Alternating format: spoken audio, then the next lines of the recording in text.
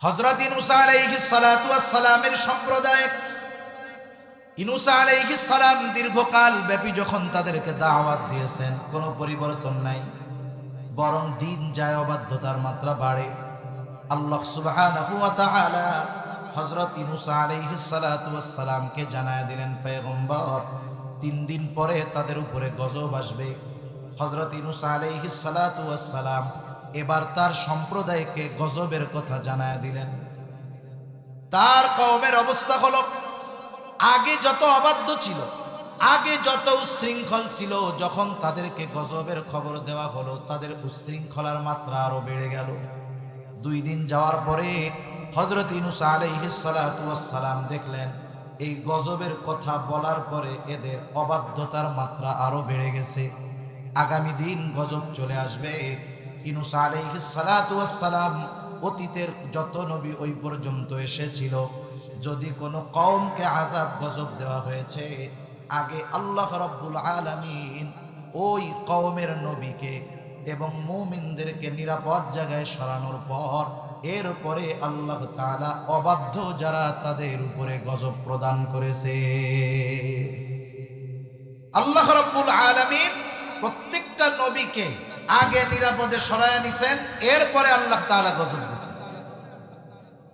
অতীতের এই ধারাবাহিকতায় হযরত ইউনূস আলাইহিস সালাতু ওয়াস সালাম চিন্তা করলেন, এই সম্প্রদায়ের যে পরিস্থিতি, গজব আসবে সুনিশ্চিত, কোনো সন্দেহ নাই। আর গজব আসার আগে তো আল্লাহ তাআলা আমাকে সরাইয়াই নিবে। এই চিন্তা করে আল্লাহ তাআলার নির্দেশ আসার পূর্বেই হযরত ইউনূস আলাইহিস সালাতু ওয়াস সালাম নিজের থেকে এলাকা ছেড়ে চলে গেলেন। পরের দিন সকালবেলা হযরত ইউনূস আলাইহিস সালাতু ওয়াস সালামের সম্প্রদায় হযরত ইউনূস আলাইহিস সালামের বাড়িতে আইসা দেখে ওনার কোনো খবর নাই। ইউনূস আলাইহিস সালাতু ওয়াস সালামের সম্প্রদায়ের একটা বদ অভ্যাস ছিল, এরা প্রতিদিন সকালবেলা গোসল করার পর, খাওয়া দাওয়া করবার পর ইউনূস আলাইহিস সালাতু ওয়াস সালামের বাড়িতে আসতো। আয়েশা ইউনূস আলাইহিস সালামকে কষ্ট দিত, বিভিন্ন রকমের কথাবার্তার দ্বারা কষ্ট দিত। এটা ছিল তাদের দৈনিক এক কাজ। যথারীতি প্রতিদিনকার ন্যায় ওই দিনও সকালবেলা ইউনূস আলাইহিস সালাতু ওয়াস সালামের বাড়িতে এসে তারা হাজির। এসে দেখে দরজা আটকানো, বাড়িতে কেউ নাই। ওরা চিন্তা করতেছে, আমরা বছরের পর বছর ইউনূস আলাইহিস সালাতু ওয়াস সালামের সাথে এমন আচরণ করার পরেও তিনি কখনো আমাদেরকে ছেড়ে যান নাই, তাহলে আজকে তিনি কোথায় গেলেন? তাদের মনের মধ্যে একটু সংশয়। কয়েকজনকে পাঠাইছে, যাও আশেপাশে খোঁজ খবর নাও, কোনো জায়গায় কি হযরত ইউনূস গিয়েছে কিনা। এইবার দীর্ঘ সময় খোঁজাখুঁজির পর তারা দেখে যে কোথাও ইউনূস আলাইহিস সালামের হদিস নাই। এইবার তারা যখন এসে অন্যান্য মানুষদের কাছে খবর দিল যে আশেপাশের কোথাও ইউনূসকে পাওয়া যায় নাই, তাদের মধ্যে ভীতি সঞ্চার হলো। তারা চিন্তা করলো, এতকাল ইউনূস আলাইহিস সালামকে আমরা কত কষ্ট দিয়েছি। আলহামদুলিল্লাহ, মাদ্রাসাতুস সুফা আল আরাবিয়া, পশ্চিম মীর হাজিরবাগ, যাত্রাবাড়ি, ঢাকার উদ্যোগে হাফেজ ছাত্রদের পাগড়ি প্রদান উপলক্ষে আজকের এই ইসলামী ওয়াজ মাহফিলের সম্মানিত শ্রদ্ধেয় সভাপতি, আমন্ত্রিত প্রধান অতিথি, বিশেষ অতিথিবৃন্দ সহ সম্মানিত শ্রদ্ধেয় উলামায়ে কেরাম, সামনে উপস্থিত মুরব্বিয়ানে কেরাম, সমবয়সী যুবক বন্ধু, স্নেহের ছোট ভাই এবং পর্দার অন্তরালে অবস্থানরতা সম্মানিতা শ্রদ্ধা মা ও বোন, দয়াময় আল্লাহ রাব্বুল আলামিনের দরবারে অগণিত শুকর যে মহান মালিক আমাদের হায়াতে বরকত দিয়ে সুস্থ রেখে তার মহান হুকুম মাগরিবের নামাজের পর হাদিসের ভাষায় জান্নাতের বাগানে আসার বসার, কিছু কথা বলবার এবং শ্রবণ করবার সুযোগ যে মহান মালিক আমাদেরকে দান করেছেন, সে মহান মালিককে খুশি করার জন্য মহব্বতের সাথে জবান খুলে অন্তর থেকে আমরা একবার কালিমাতুশ শুকর পাঠ করি, আলহামদুলিল্লাহ। অগণিত দুরূদ ও সালাম সাইয়্যিদুল আম্বিয়া, আশরাফুল আম্বিয়া, খাতামুল আম্বিয়া, ইমামুল মুরসালিন, রাহমাতুল লিল আলামিন, মুহাম্মাদুর রাসূলুল্লাহ সাল্লাল্লাহু আলাইহি ওয়াসাল্লামের উপর। সম্মানিত উপস্থিতি, আমাদের জানা আছে যে এ দুনিয়াতে কোরআনুল কারীমের মধ্যে দুটো জাতিকে আহলে কিতাব বলে অভিহিত করা হয়েছে। আহলে কিতাব বলতে ইহুদি আর খ্রিস্টানেরা উদ্দেশ্য। এই দুইটা জাতি এক সময় এ দুনিয়ার মধ্যে বেশ সম্মান মর্যাদা অনেক কিছুর অধিকারী ছিল, বিশেষ করে ইহুদি জাতি।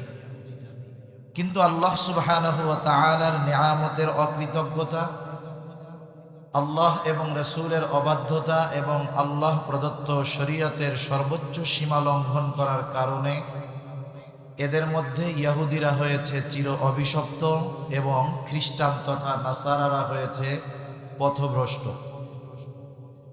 পবিত্র কোরআনুল কারীমের সূরাতুল ফাতিহার মধ্যে আল্লাহ সুবহানাহু ওয়া তাআলার কাছে আমরা কিছু বিষয় দোয়া করি।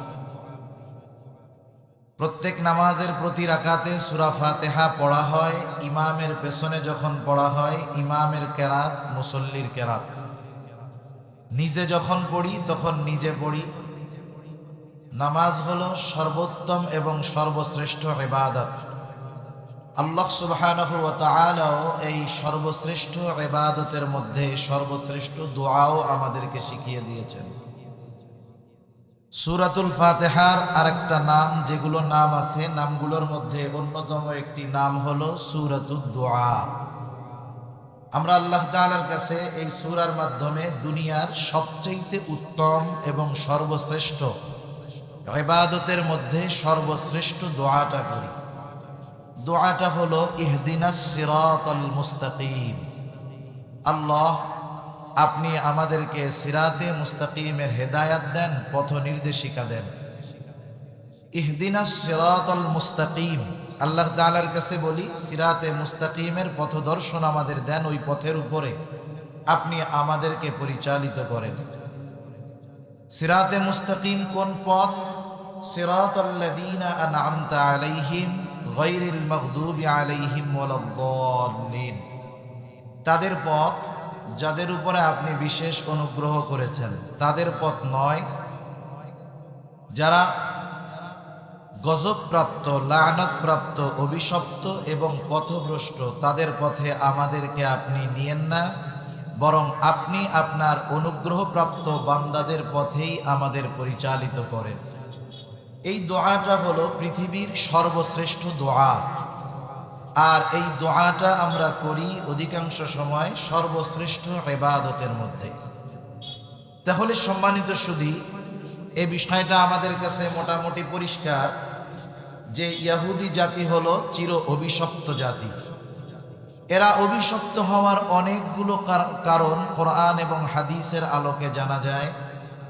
এর মধ্যে অন্যতম 3টি কারণ নিয়ে আমি আপনাদের খেদমতে ইনশাআল্লাহ আলোচনা করব।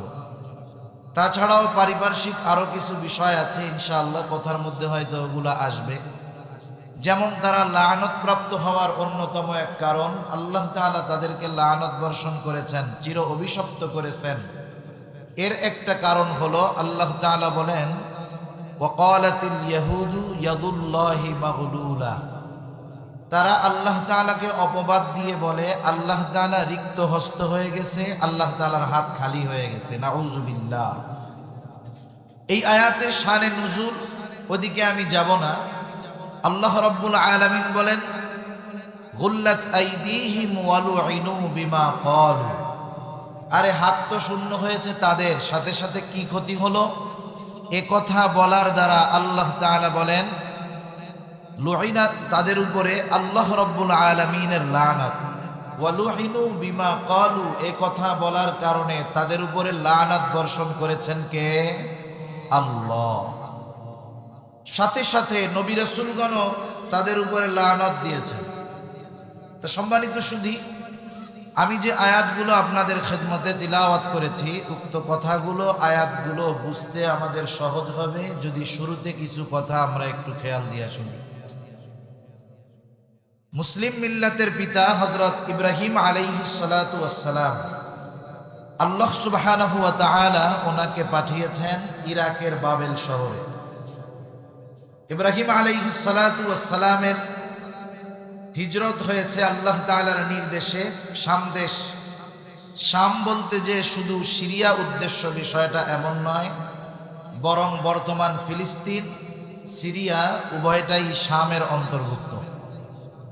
ইব্রাহিম আলাইহিস সালাতু ওয়াস সালাম চলে এসেছেন সিরিয়ায়, হিজরত করেছেন শাম দেশে, ফিলিস্তিনে, আল্লাহ সুবহানাহু ওয়া তাআলার নির্দেশে। ইব্রাহিম আলাইহিস সালাতু ওয়াস সালামের বার্ধক্যকাল চলে এসেছে। আল্লাহ তাআলার কাছে সন্তান চাইতে চাইতে আল্লাহ তাআলা সন্তান দেন না। বয়স 90-এর কোঠায়। হযরত সারা আলাইহিস সালাম ইব্রাহিম আলাইহিস সালামের প্রথম স্ত্রী, উনি ওনার খাদেমা হাজেরা আলাইহিস সালামকে মুক্ত করে ইব্রাহিম আলাইহিস সালাতু ওয়াস সালামের সাথে বিবাহ দিয়ে দিলেন। আল্লাহ সুবহানাহু ওয়া তাআলা প্রায় ৮৬ বছর বয়সে ইব্রাহিম আলাইহিস সালাতু ওয়াস সালামের দোয়া, রব্বি হাবলি মিনাস সলিহিন, এই দোয়ার বিপরীতে আল্লাহ তাআলা হযরত ইসমাঈল আলাইহিস সালাতু ওয়াস সালামকে হাজেরার গর্ভে আল্লাহ তাআলা পাঠাইলেন। এখানে একটা বিষয় যে ইব্রাহিম আলাইহিস সালাম দোয়া করেছে, আল্লাহ আপনি আমাকে একটা নেককার সন্তান দান করেন। এজন্য আল্লাহ তাআলার কাছে ছেলে সন্তান চাওয়া এটা ইব্রাহিম আলাইহিস সালামের সুন্নাত। তবে চেয়েছে ছেলে, আল্লাহ তাআলা যদি মেয়ে দেয় তাহলে কি রাগ করার কোনো সুযোগ আছে? কারণ মূলত আল্লাহ তাআলা যাকে চান তাকে ছেলে দেন, যাকে চান তাকে মেয়ে দেন, যাকে চান উভয়টা দেন, যাকে চান উভয়টা থেকেই বঞ্চিত রাখেন কে? আল্লাহ। ইব্রাহিম আলাইহিস সালাতু ওয়াস সালামের সন্তান ইসমাঈল আলাইহিস সালাম দুগ্ধপোষ্য শিশু। লম্বা ইতিহাস, আমি শুধু মূল কথাগুলো আপনাদের খেদমতে বলতেছি। আল্লাহ তাআলার নির্দেশ হলো যে আপনি এই শিশু সন্তান ইসমাঈল ও আপনার স্ত্রী হাজেরাকে দূরে এক জায়গায় রেখে আসবেন। কোথায়? আল্লাহ সুবহানাহু ওয়া তাআলার নির্দেশে ইব্রাহিম আলাইহিস সালাম পথ চলতে শুরু করলেন। চলতে চলতে বর্তমান বাইতুল্লাহ যেই জায়গায়, ওই জায়গায় যখন পৌঁছাইলেন, পথিমধ্যে হাজেরা আলাইহিস সালাম বারবার জিজ্ঞাসা করে ইব্রাহিম আলাইহিস সালামকে, আপনি আমাদের কোথায় নিয়ে যাচ্ছেন? ইব্রাহিম আলাইহিস সালাতু ওয়াস সালাম তো নিজে জানেন না এই পথ চলার শেষ কোথায় হবে। এই পথ চলার শেষ কোথায় হবে জানেন তো আল্লাহ। যখন আল্লাহ তাআলার নির্দেশ হলো যে আপনি এখানেই এই জনমানবহীন প্রান্তরে, যেখানে না আছে পানির ব্যবস্থা, না আছে কোনো ফল ফসল খাবারের ব্যবস্থা, আল্লাহ তাআলার নির্দেশে ইব্রাহিম আলাইহিস সালাম এক মশক পানি আর কিছু খাবার দিয়ে যখন শিশু সন্তান ও হাজেরা আলাইহিস সালামকে রেখে যাচ্ছেন, তখন হাজেরা আলাইহিস সালাম জিজ্ঞাসা করতেছে, এ সিদ্ধান্ত কি আপনার নাকি আল্লাহ তাআলার? উনি যখন বললেন এটা আল্লাহ তাআলার ইচ্ছা, তখন হাজেরা আলাইহিস সালাম বললেন, এই সিদ্ধান্ত যদি আল্লাহ তাআলারই হয় তাহলে তিনি আমাদের জন্য যথেষ্ট। সুবহানাল্লাহ। তা যাই হোক, ইসমাঈল আলাইহিস সালামের পায়ের আঘাতে জমজম কূপের সৃষ্টি আল্লাহ তাআলা করলেন। এক সময় ওই পানিকে কেন্দ্র করে ওখানে জনবসতি গড়ে উঠল। ইসমাঈল আলাইহিস সালাম ওখানে বিবাহ করলেন এবং ওখানেই ওনার বংশ পরবর্তীতে বিস্তার লাভ করল। ইসমাঈল আলাইহিস সালাতু ওয়াস সালামের পরে ইসমাঈল আলাইহিস সালামের বংশে আর কোনো নবী আসে নাই। একেবারে শেষ নবী মুহাম্মাদুর রাসূলুল্লাহ সাল্লাল্লাহু আলাইহি ওয়াসাল্লাম। এদিক দিয়ে আল্লাহ সুবহানাহু ওয়া তাআলা ইব্রাহিম আলাইহিস সালামকে আরেকটা সন্তানের সুসংবাদ দিলেন। আল্লাহ তাআলা বলেন, ফাবাশশারনাহু বিগুলামিন হালিম। আল্লাহ তাআলা ইব্রাহিম আলাইহিস সালাতু ওয়াস সালামকে একজন সহনশীল সন্তানের সুসংবাদ দিলেন সারা আলাইহিস সালামের গর্ভে, যিনি ইতিপূর্বে বন্ধ্যা রূপে আখ্যায়িত হয়েছিলেন। যখন ফেরেশতাদের পক্ষ থেকে এ খবর তিনি পাইলেন যে তিনি সন্তান সম্ভবা হবেন, সন্তানের মা হবেন, তিনি বলতেছেন, আমি তো আকিম, বন্ধ্যা, কিভাবে হব? ফেরেশতারা জানাইলো আল্লাহ তাআলা চান যেভাবে সেভাবেই হবে। সুবহানাল্লাহ। আরেকটা সন্তান আল্লাহ তাআলা ইব্রাহিম আলাইহিস সালাতু ওয়াস সালামকে দিলেন, তার নাম হলো হযরত ইসহাক আলাইহিস সালাতু ওয়াস সালাম। ইসহাক আলাইহিস সালাতু ওয়াস সালামের সন্তানের নাম হলো ইয়াকুব আলাইহিস সালাম। ইয়াকুব আলাইহিস সালামের আরেক নাম হলো ইসরাইল। তাহলে ইসমাইল আলাইহিস সালামের বংশ বিস্তার হয়েছে মক্কায়, আর ইসহাক আলাইহিস সালামের বংশ বিস্তার হয়েছে জেরুজালেম, ফিলিস্তিনে। ইয়াকুব আলাইহিস সালাতু ওয়াস সালামের আরেক নাম ছিল ইসরাইল। এখান থেকেই বনি ইসরাইল বংশের সূত্রপাত। এবং ইসরাইল তথা ইয়াকুব আলাইহিস সালামের ছিলেন 12 জন সন্তান। কয়জন? 12 জন। এই 12 জনের মধ্যে একজন হযরত ইউসুফ আলাইহিস সালাতু ওয়াস সালাম। পবিত্র কোরআনুল কারীমের মধ্যে যার ঘটনাকে সুন্দর এক ঘটনা বলে আল্লাহ তাআলা আখ্যায়িত করেছেন। তাহলে ইয়াকুব আলাইহিস সালামের এক সন্তান ইউসুফ আলাইহিস সালাম, ওনার 12 সন্তানের বড় সন্তানের নাম ছিল ইহুদা অথবা ইহুজা। এখান থেকেই বনি ইসরাইলের ইহুদি গোত্র। ইউসুফ আলাইহিস সালামের ইতিহাস আমাদের সকলের কম বেশি জানা আছে। ওনাকে ওনার বড় ভাইয়েরা চক্রান্ত করে কুয়ায় ফেলে দিল। ওখান থেকে বণিকেরা পেল। বণিকেরা ওনাকে তুলে মিশরের বাজারে বিক্রয় করলো। যেহেতু দেখতে উনি অনেক সুন্দর ছিলেন, অনেক চড়া দামে বিক্রয় হলো। একটা সময় তিনি মিশরের খাদ্যমন্ত্রীর ঘরে অবস্থান করলেন। একটা সময় যৌবনে পদার্পণ করলেন। তাকে অপবাদ দিয়ে জেলে পাঠানো হলো। আল্লাহ সুবহানাহু ওয়া তাআলা এক সময় জেল থেকে বের করে ইউসুফ আলাইহিস সালাতু ওয়াস সালামকে মিশরের সুপ্রিম পাওয়ারের অধিকারী বানায়া দিলেন। সর্বশেষ যখন ভাইদের সাথে ওনার মুলাকাত পরিচয় হয়ে গেছে, উনি সকলকে মাফ করে দিলেন। তিনি বললেন, ক্বালা লা তাসরিবা আলাইকুমুল ইয়াউম, আজকে তোমাদের উপরে কোনো প্রতিশোধ নেওয়া হবে না। সবাইকে ক্ষমার ঘোষণা দিয়ে তিনি জানায় দিলেন যে শোনো, যেহেতু ফিলিস্তিনের অবস্থা এখন ভালো না, আর মিশরে ইউসুফ আলাইহিস সালাতু ওয়াস সালাম জেলে থাকা অবস্থায় যেই স্বপ্নের ব্যাখ্যা করেছিলেন, ওই আলোকে মিশরের তৎকালীন রাষ্ট্রপ্রধান যারা ছিল প্রস্তুতি গ্রহণ করার কারণে ওই দুর্ভিক্ষের মধ্যেও মিশর মোটামুটি ভালো এক অবস্থানে ছিল। উনি বললেন যে বাবা সহ একেবারে তোমরা যারা আসো সবাই ফিলিস্তিন থেকে হিজরত করে মিশরে চলে আসো। এখানে বনি ইসরাইলের পরবর্তীতে অবস্থান শুরু হলো। দীর্ঘকাল তারা এখানে থাকছে। ইউসুফ আলাইহিস সালাম দুনিয়া থেকে বিদায় নিলেন। আস্তে আস্তে ক্ষমতার মসনদে কিবতি বংশ বসল এবং তারা মূর্তি পূজক হওয়ার কারণে, আল্লাহ তাআলাকে অস্বীকারী হওয়ার কারণে বনি ইসরাইলদের উপরে তারা চেপে বসল।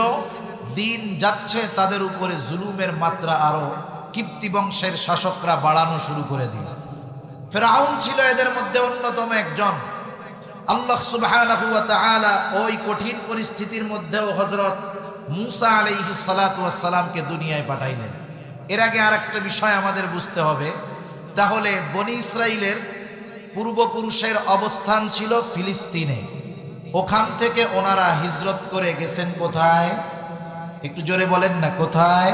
মিশরে গেছেন। দীর্ঘকাল তারা মিশরে থাকছে। মুফাসসিরিনে কেরাম লেখেন প্রায় 400 বছর তারা গোলামির জিনজিরে আবদ্ধ ছিল। তাদেরকে বিভিন্নভাবে কষ্ট, জুলুম, অত্যাচার সহ্য করা লাগতো।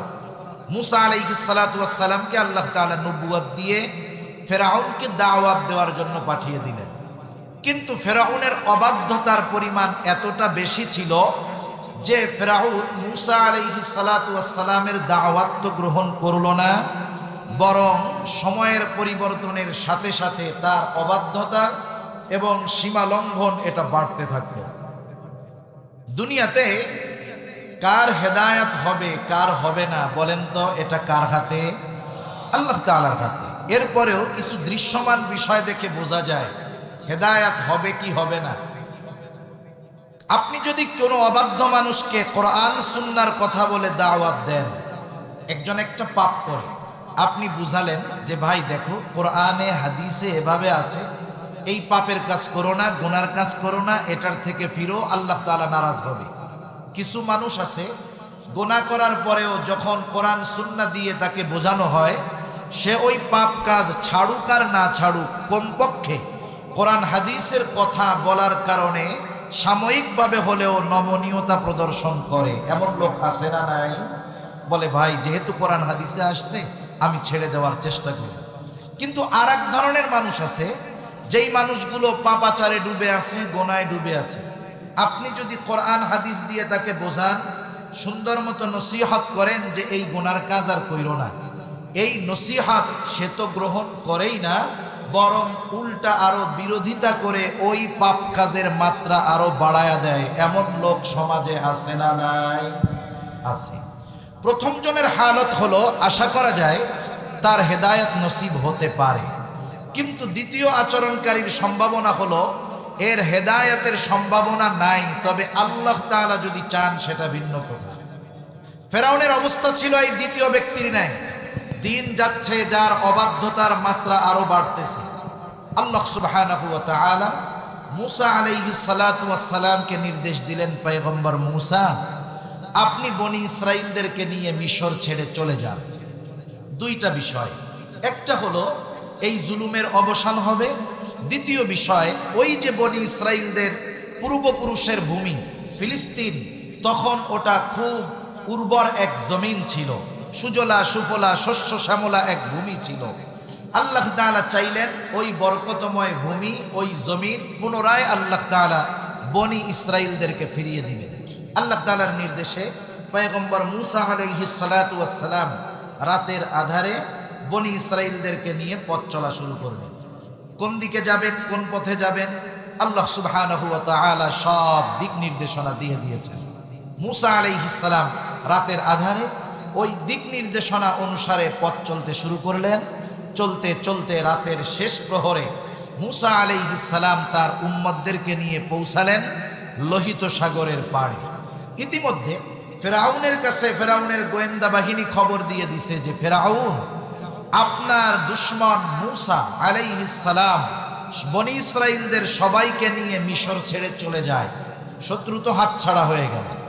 এবার ফেরাউন চিন্তা করছে, এতকাল যা হইছে হইছে, এইবার একেবারে চূড়ান্তভাবে ওদেরকে শেষ করে দেওয়া হবে। এই উদ্দেশ্যে ফেরাউন 6 লক্ষ সশস্ত্র সৈন্য নিয়ে মূসা আলাইহিস সালাম এবং তার উম্মতদের পেছনে ধাওয়া শুরু করলেন। রাতের আধার কেটে গেছে, দিনের আলো ফুটে উঠছে। মূসা আলাইহিস সালামের উম্মতেরা এবার দেখতে পাইল, ওই যে দূরে দেখা যায় ফেরাউন তার বাহিনী নিয়ে আসতেছে। ফেরাউনও দেখতেছে ওই যে মূসা আলাইহিস সালাম আর তার সাথীরা সাগরের পাড়ে অবস্থান করতেছে। ফেরাউন চিন্তা করতেছে আজকে এদেরকে পুরাপুরিভাবে শেষ করা হবে। ওরাও চিন্তা করতেছে এতকাল তো যা হোক বেঁচেছিলাম, আজকে মরা ছাড়া আর কোনো উপায় নাই। আল্লাহ তাআলা সেই অবস্থার কথাও কোরআনুল কারীমের মধ্যে বলেন। আল্লাহ তাআলা বলেন, فلما تراءى الجمعان قال أصحاب موسى إنا لمدركون। মূসা আলাইহিস সালাতু ওয়াস সালাম ওই অবস্থার মধ্যে বনি ইসরাইলের হালত কি আল্লাহ তাআলা জানায় দেন। আল্লাহ রাব্বুল আলামিন বলেন, যখন এক দল অপর দলকে দেখতে পাইল, ক্বালা আসহাবু মূসা ইন্না লামুদরাকুন। মূসা আলাইহিস সালাতু ওয়াস সালামের সাথীরা বলতেছে, মূসা আমরা তো ধরা পড়ে গিয়েছি।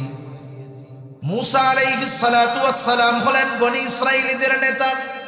প্রত্যেকটা নবী তার উম্মতের নেতা। নেতার কাজ হলো তার অনুসারীরা যখন ভীত হয়ে যায়, ঝিমিয়ে পড়ে, নেতা তার বক্তব্যের মাধ্যমে, কথার মাধ্যমে তার ঝিমিয়ে পড়া অনুসারীদের মধ্যে চঞ্চলতা ফিরায়া আনে। মূসা আলাইহিস সালাতু ওয়াস সালাম তার সাথীদের কথার জবাবে বলতেছেন, ক্বালা কাল্লা। সাথীরা বলতেছে মূসা ধরা পড়ে গিয়েছি, আর মূসা আলাইহিস সালাতু ওয়াস সালাম বললেন, কাল্লা, কখনোই ধরা পড়ব না, ধরা পড়ব না। এর কারণ কি? মূসা আলাইহিস সালাম বলেন, ইন্না মাইয়া রব্বি। ধরা না পড়ার কারণ হলো ওদের কাছে যা থাকে থাক, ওদের কাছে যত অস্ত্র থাক না কেন, ওরা সংখ্যায় যত বেশি হোক না কেন, ওদের সাথে যত অস্ত্রপাতি, লোকবল, জনবল থাকুক না কেন, ইন্না মাইয়া রব্বি, আমার সাথে যদিও কিছু না থাকে, আমার সাথে আছেন আমার রব। রব যখন সাথে আছে, দুনিয়ার সব যদি বিপক্ষে চলে যায় কোনো কিছুই আসে যায় না। রব আমার সাথে আছে, কি হবে? সায়াহদিন, অচিরেই রব আমাকে পথ দেখা দিবে। কেমন করে এই মুসিবত থেকে বাঁচতে হবে রব আমাকে পথ দেখা দিবে। আল্লাহ তাআলাও সাথে সাথে পথ নির্দেশিকা পাঠিয়ে দিলেন। আল্লাহ তাআলা বলেন, ফাআওহাইনা ইলা মূসা আন ইদরিব বিআসাকাল বাহর ফানফালাকা ফাকানা কুল্লু ফিরকিন কাত-তাউদিল আযীম। আল্লাহ রাব্বুল আলামিন বলেন, আমি মূসা আলাইহিস সালাতু ওয়াস সালামের কাছে প্রত্যাদেশ প্রেরণ করলাম, ওহী পাঠাইলাম যে আপনি লাঠি দিয়ে সাগরের উপরে আঘাত করেন। মূসা আলাইহিস সালাতু ওয়াস সালাম আল্লাহ তাআলার নির্দেশে তার হাতের লাঠি দিয়ে সাগরের উপরে আঘাত করলেন। বিশাল সমুদ্রের সাগরের মধ্যে লাঠির আঘাতে কি হবে? কিন্তু আল্লাহ রাব্বুল আলামিন এই লাঠি দিয়ে আঘাত দেওয়ার সাথে সাথে ফানফালাকা, সাগরটা ফেটে দুই ভাগে বিভক্ত হয়ে গেল। শুধু তাই নয়, ফাকানা কুল্লু ফিরকিন কাত-তাউদিল আযীম, এইবার দুই ভাগ দুই দিকে সরে গিয়ে উঁচু পাহাড় সাদৃশ্য দেয়ালের মতো হয়ে গেল। দুই দিকে সরে বিশাল উঁচু পাহাড় সাদৃশ্য দেয়ালের মতো হয়ে গেছে। আল্লাহ রাব্বুল আলামিন সমুদ্রের তলদেশকে মুহূর্তের ভিতরে শুকায়া দিলেন। সমুদ্রের তলদেশ দিয়ে আল্লাহ রাব্বুল আলামিন বনি ইসরাইলের জন্য রাস্তা বানায়া দিলেন। বনি ইসরাইল রাস্তা পার হওয়া শুরু করে দিল। আল্লাহ তাআলা আরেক জায়গায় বলেন, ওয়াজাওয়াজনা বিবানি ইসরাঈলাল বাহরা ফাআতবাআহুম ফিরআউন বিজুনুদিহি বাগয়াও ওয়া আদওয়া। আল্লাহ তাআলা বলেন, আমি বনি ইসরাইলদেরকে সাগর পার করে দিলাম। বনি ইসরাইলরা যখন রাস্তা চলতে চলতে মাঝ রাস্তায় পৌঁছায় গেছে, ফিরআউন চলে আসছে রাস্তার গোড়ায়। ফিরআউন আল্লাহ তাআলাকে খুব ভালোভাবে চিনে, সে আল্লাহ তাআলার পরিচয় খুব ভালোভাবে জানে। সে বুঝতে পারছে যেই রাস্তা দিয়ে বনি ইসরাইল বিপদ থেকে বেঁচে গেছে, ওই রাস্তা আমার জন্য নিরাপদ নয়, বরং ওই রাস্তা আমার জন্য বিপদ।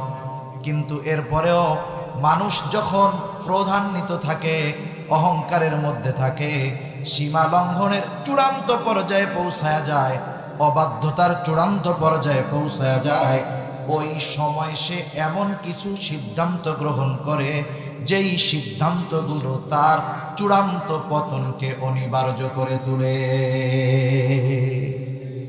মানুষ যখন রাগের মাথায় কোনো সিদ্ধান্ত নেয়, অধিকাংশ ক্ষেত্রে এই সিদ্ধান্তগুলো পজিটিভ হওয়ার চাইতে নেগেটিভ হয় বেশি। এজন্য যে কোনো বিষয়ের সিদ্ধান্ত খুব ঠান্ডা মাথায় নিতে হয়। যেমন দেখেন না, মাঝে মধ্যে ওলামা একরামের কাছে ফতোয়ার জন্য আসে, মুফতিয়ান একরামের কাছে ফতোয়ার জন্য আসে যে আমি তো হুজুর রাগ কইরা আমার বউরে তালাক দিয়ে দিছি। অধিকাংশ মানুষ এটাই বলে যে হুজুর আমার সাথে একটু ঝগড়া লাগছে, একটু রাগারাগি হয়েছে, কথা কাটাকাটি হয়েছে, আমার মেজাজটা গরম হয়ে গেছে, আমি চূড়ান্ত রাগী হয়ে গেছি, আর ওই মুহূর্তে রাগে পইড়া না বুঝা দিয়ে দিছি। এখন বলেন, রাগের মুহূর্তে সে যে সিদ্ধান্তটা নিল, এই সিদ্ধান্তটা তার সারা জীবনের পরিতাপের কারণ হয়ে গেল। আল্লাহ রাব্বুল আলামিন বলেন, ফাআতবাআহুম ফিরআউন বিজুনুদিহি বাগয়াও ওয়া আদওয়া। ফিরআউন শত্রুতাবশত সীমা লঙ্ঘনকারী হইয়া তাদেরকে চূড়ান্ত রূপে নির্মূল করার জন্য তার সৈন্য সামন্ত সহ অনুসরণ করা শুরু করে দিল। মূসা আলাইহিস সালাতু ওয়াস সালাম তার উম্মতদেরকে নিয়ে পৌঁছায় গেলেন অপর প্রান্তে। আল্লাহ তাআলা যাদের জন্য রাস্তা বানাইছে, রাস্তা যখন তাদের ব্যবহার শেষ, রাস্তার আর দরকার নাই। মাঝে মধ্যে দেখবেন হাইওয়ের মধ্যে ছোট ছোট বাইপাস বানানো হয়, কালভার্টের কাজ চলে, ব্রিজের কাজ চলে, সাইড দিয়ে একটা রাস্তা বানানো হয়। বলেন তো, মূল সড়কের কাজ যখন শেষ হয়ে যায়, কালভার্টের কাজ যখন শেষ হয়ে যায়, যখন রাস্তা প্রস্তুত হয়ে যায়, বলেন তো ওই পার্শ্ব রাস্তার আর কোনো দরকার আছে নাকি? এটা তো প্রয়োজনে বানানো হয়েছে, এটা তো কন্টিনিউ রাস্তা হবে না। মূসা আলাইহিস সালাতু ওয়াস সালামের উম্মতের জন্য রাস্তা বানানো হয়েছে। তারা যখন রাস্তা পার হয়ে গেল, আল্লাহ রাব্বুল আলামিন নির্দেশ দিলেন, পানি তুমি আগের অবস্থায় ফিরে যাও। আল্লাহ তাআলা হলেন এমন মহাপরাক্রমশালী এক সত্তা, তিনি যখন যেটা ইচ্ছা করেন, যখন যেটা চান, শুধু বলেন কুন হও ফায়াকুন, তৎক্ষণাৎ সেটা হয়ে যায়।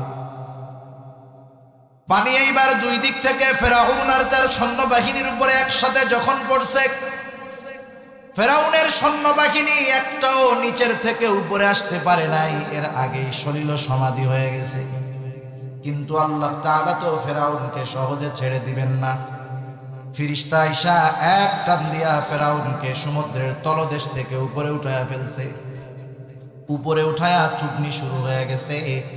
ফেরাউন এবার বুঝতে পেরেছে আমার রবগিরি শেষ, এখন তো আসল রবের হাতে ধরা পড়ে গিয়েছি। কারণ আল্লাহ তাআলা কোনো জালেমকে সহজে ধরেন না, কিন্তু যখন ধরেন তখন আল্লাহ তাআলা আর তাকে ছাড়েন না। এজন্য গোটা দুনিয়ার মধ্যে দেখবেন আমরা তো হতাশ হয়ে যাই যে জালেম জুলুম করেই যাচ্ছে, কেন এর পতন হয় না? আসলে আল্লাহ তাআলা তো ছাড় দেন। মাঝে মধ্যে এই শহরেও দেখবেন ঘুড়ি উড়ায় না, ছাদের উপরে ঘুড়ি উড়ায়, গ্রাম অঞ্চলেও ঘুড়ি উড়ায়। যখন ঘুড়ি উড়ানো শুরু হয়, আস্তে আস্তে যার হাতের মধ্যে সুতার নাটাইটা থাকে আস্তে আস্তে ঘুড়িটাকে ছাড়তে থাকে, আর ঘুড়িও উপরের দিকে উঠতে থাকে। বলেন তো, তখন যদি ঘুড়িটা মনে করে আমি তো অনেক দূরে চলে আসছি, আমারে আর ধরতে পারবে না, এ সুযোগ তো কখনোই নাই। এইবার যখন আস্তে আস্তে সন্ধ্যার আগমন ঘটে, ঘুড়ির মালিক আবার সুতার নাটাইটাকে সুতা গোছানো শুরু করে। আস্তে আস্তে আবার তার হাতের মধ্যে ঘুড়িটা চলে আসে। দুনিয়ার যেই জালেম যে যাই মনে করুক না কেন, আমি আমার জুলুম করতেছি, আমাকে মনে হয় আল্লাহ তাআলা ধরবেন না। বরং বিষয়টা হলো জালেমকে আল্লাহ তাআলা বেশি ছাড় দেওয়ার কারণ হলো যাতে করে তার আযাবকে বেশি বেশি কঠোর করা যায়। যে যত উপর থেকে পড়ে তার ক্ষতি তত বেশি হয়। একজন যদি একতলা থেকে পড়ে তাহলে হয় শক্তি থাকবে না, কিন্তু 20 তলার উপর থেকে যদি পড়ে ও আলু ভর্তা হয়ে যাবে, ঠিক কিনা বলে? এই জন্য জালেমের জুলুম যত বাড়ে বুঝতে হবে তার শাস্তির পরিমাণ এবং কঠোরতা তত বেশি বাড়ায়া দিবেন কে? আপনার রবের ধরা বড় শক্ত ধরা। রব ধরে না, ধরলে কিন্তু রব তখন আর ছাড়ে না। ফেরাউনও বুঝতে পারছে আজকে ধরা পড়ে গিয়েছি, এখন কি করা যায়? রবের দাবি সব ইস্তেফা দিয়ে দিব, সব বাদ দিয়া ওই রবের উপরে ঈমান আনবো।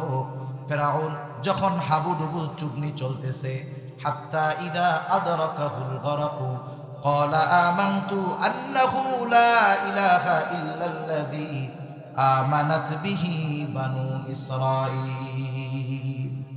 চুগনি খাইতেছে, তখন বলতেছে যে আমি ঈমান আনলাম, বনি ইসরাইলেরা যার উপরে ঈমান আনছে, আমি তো মুসলমানদেরই একজন। ফেরাউন এখন ঈমান আনার ঘোষণা দিয়েছে, কিন্তু বাস্তবতা হলো যখন কোনো জাতির উপরে গজব চলে আসে, যখন কারো উপরে গজব চলে আসে, গজব আসার পর তার ঈমান আল্লাহ তাআলা কবুল করেন না, বরং আযাব গজব আসার আগে যদি ঈমান আনে আল্লাহ তাআলা তাহলে সেই ঈমান এবং তাওবা আল্লাহ তাআলা কবুল করেন।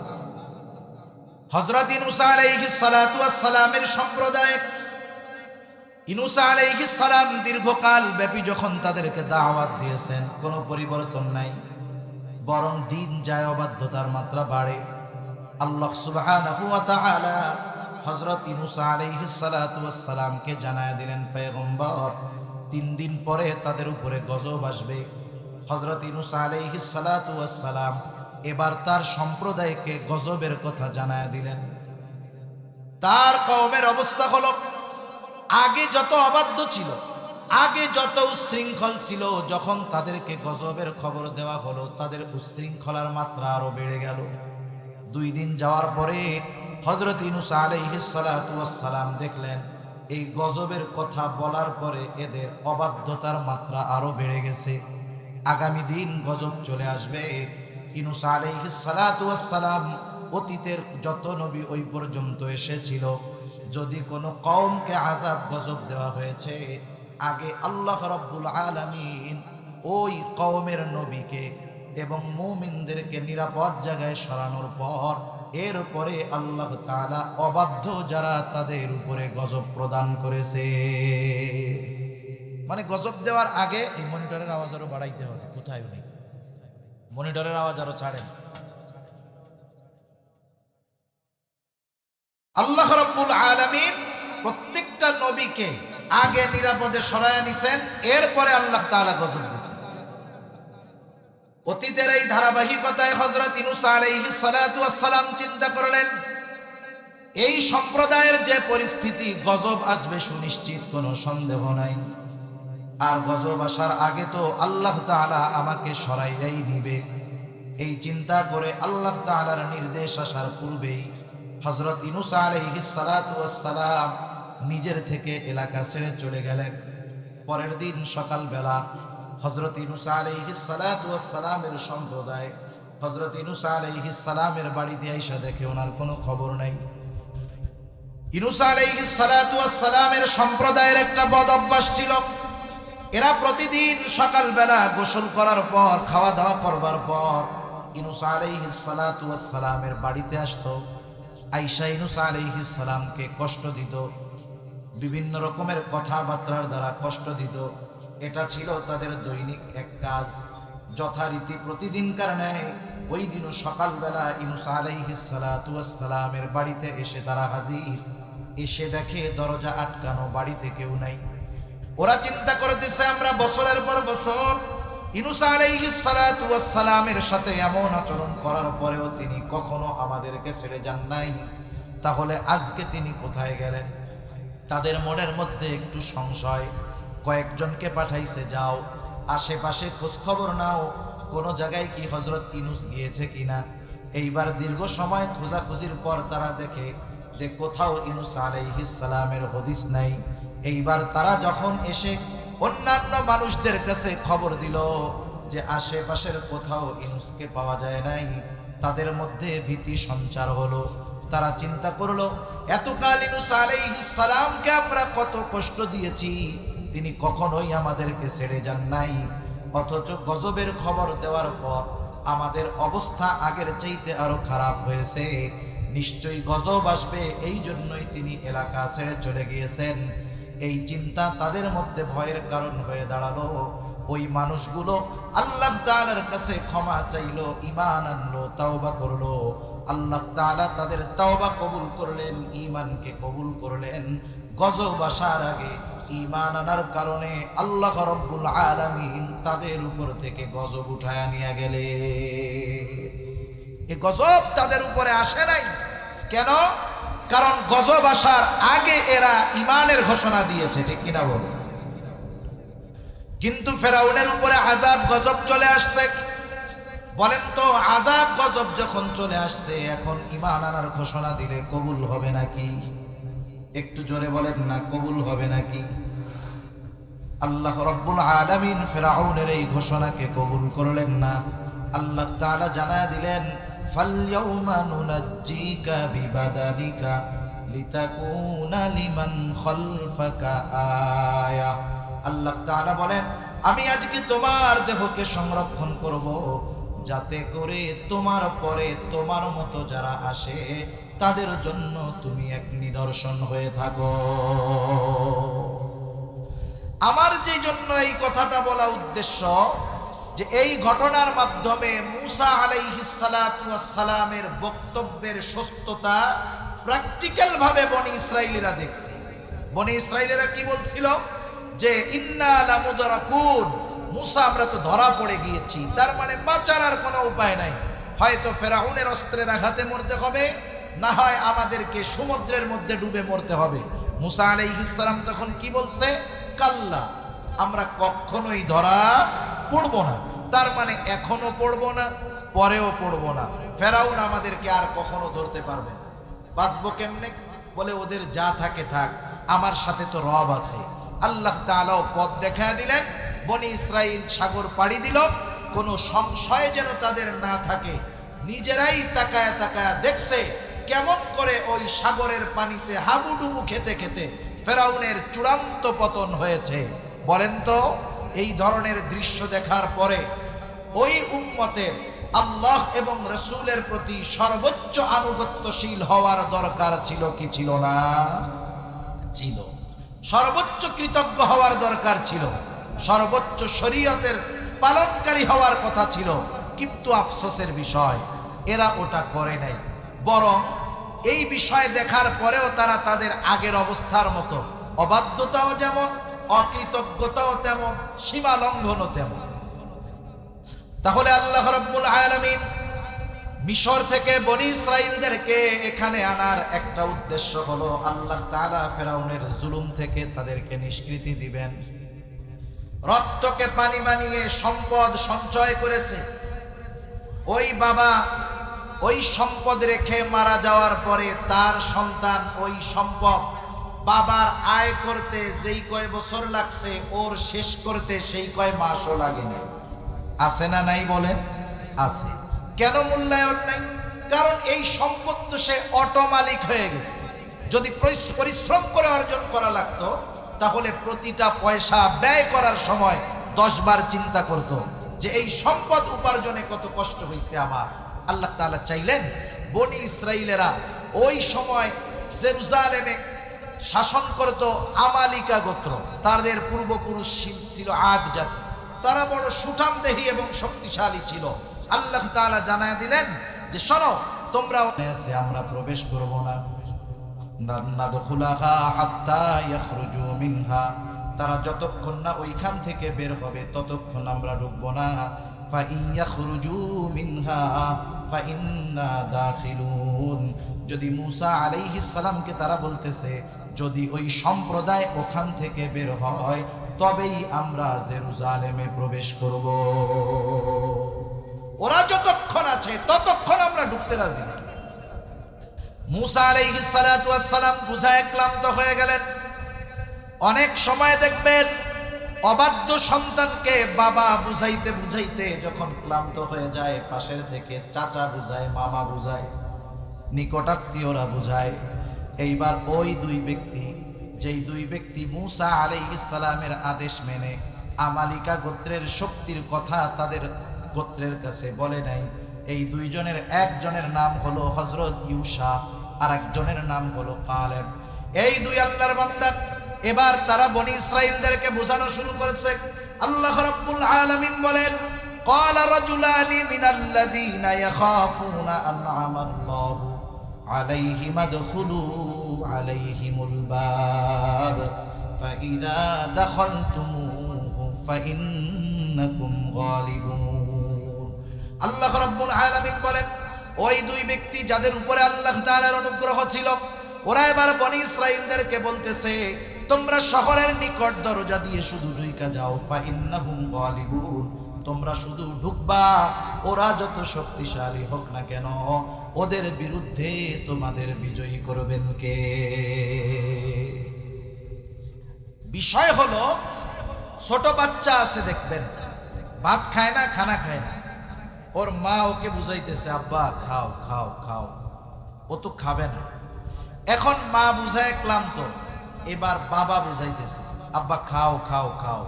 বলেন তো যখন একজনের পরে আর একজনে বুঝায়, ওই বাচ্চা কি সোজা হয় না আরো বাঁকা হয়? যখন ওরা বুঝতেছে কিরে নবীজি তো তেল মারলেন, এরাও আমাদেরকে খুব বুঝাইতেছে, ওরা আরো গো ধইরা বসতেছে, আমরা নড়বই না, যা হয় না। ওই দুই আল্লাহর বান্দা বলতেছে ওয়া আলাল্লাহি ফাতাওয়াক্কালু ইন কুনতুম মুমিনিন, তোমরা যদি মুমিন হও আল্লাহ তাআলার উপরে ভরসা রাখো, কোনো চিন্তা কইরো না। এবার তারা আরো কঠোর জবাব দিচ্ছে। এবার তারা বলে ক্বালু ইয়া মূসা লান নাদখুলাহা আবাদাম মা দামু ফিহা ফাযহাব আনতা ওয়া রাব্বুকা ফাকাতিলা ইন্না হাহুনা কাঈদুন। এক নম্বরে তারা আল্লাহ তাআলার আদেশ অমান্য করার মাধ্যমে অবাধ্যতা প্রদর্শন করেছে। দ্বিতীয়ত এমন কাজ করেছে যার দ্বারা তারা সীমা লঙ্ঘন করেছে। এবার তারা বলতেছে, মূসা ওই জায়গায় ওরা যতক্ষণ আছে ততক্ষণ আমরা যাবই না। যুদ্ধ যদি করতে হয়, তাদের বিরুদ্ধে যদি লড়াই করতে হয়, আমরা পারবো না। ফাযহাব আনতা ওয়া রাব্বুকা ফাকাতিলা, তুমি আর তোমার রব গিয়ে তাদের সাথে যুদ্ধ করো। ইন্না হাহুনা কাঈদুন, আমরা এইখানে বসলাম, আমরা যুদ্ধ করতে পারবো না। এই কথা বলার দ্বারা তারা সর্বোচ্চ পর্যায়ের সীমা লঙ্ঘন করেছে। মুফাসসিরিনে কেরাম এখানে রাসূল আকরাম সাল্লাল্লাহু আলাইহি ওয়াসাল্লামের সাহাবীদের কথা আনছেন যে চিন্তা করে দেখেন, আল্লাহ তাআলা ঘোষণা দিছে যে এই যুদ্ধে তোমরা জয়ী হবা। প্রতিপক্ষ যত শক্তিশালী হোক, তাদের অস্ত্র যত বেশি হোক, এই যুদ্ধে তোমরাই বিজয়ী হবা। এই সংবাদ দেওয়ার পরেও, নবী বুঝানোর পরেও বনি ইসরাইলেরা যুদ্ধ করতে যায় নাই, বরং সীমা লঙ্ঘন করে তাদের নবীকে বলছে, আপনি আর আপনার রব গিয়ে যুদ্ধ করেন, আমরা যুদ্ধ করতে পারবো না। কিন্তু সাহাবায়ে কেরাম কি করছে? বদরের যুদ্ধের ইতিহাস আপনাদের জানা আছে। মূল বিষয়টা হলো, যেইভাবে যুদ্ধ সংগঠিত হয়েছিল মূলত সেইভাবে হওয়ার কথা না। সর্বশেষ এমন এক অবস্থা, মুসলমানদের যুদ্ধ না করে কোনো উপায় নাই। আবু জেহেলও চিন্তা করছে, এত বড় সৈন্যবাহিনী নিয়ে এসেছি, সমরস্ত্র নিয়ে এসেছি, এখন ফিরে যাওয়ার কি দরকার? আমরা মুসলমানদেরকে চূড়ান্তভাবে নিশ্চিহ্ন করে তবেই আমরা ফিরে যাব। এক কথায় তারা যুদ্ধ করবেই। রাসূল আকরাম সাল্লাল্লাহু আলাইহি ওয়াসাল্লাম সাহাবাদেরকে নিয়ে পরামর্শ করলেন কি করা যায়। তারা তো যুদ্ধ না করে ফিরবে না, তাদের যেই জনবল, তাদের যেই অস্ত্র, এর তুলনায় মুসলমানদের কাছে কোনো কিছুই নাই। এইবার রাসূলুল্লাহ সাল্লাল্লাহু আলাইহি ওয়াসাল্লাম মুহাজিরদের পরামর্শ চাইলেন। মুহাজিরেরা সংখ্যায় কম ছিলেন। তাদের পরামর্শ হলো, ইয়া রাসূলুল্লাহ, আমরা তো আপনার জন্য সব কিছু ছেড়ে এসেছি, আপনি যুদ্ধের নির্দেশ দিলে আমরা যুদ্ধ করব, কোনো অসুবিধা নেই। নবীজি চিন্তা করতেছিলেন আনসারদেরকে নিয়ে, কারণ তারা কতটা সহযোগিতা করেছে মুসলমানদের।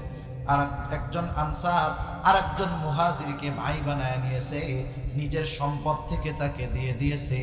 এতটা অবদান তারা ইসলামের জন্য রেখেছে, ইসলামের জন্য এতটা সহযোগিতা করছে।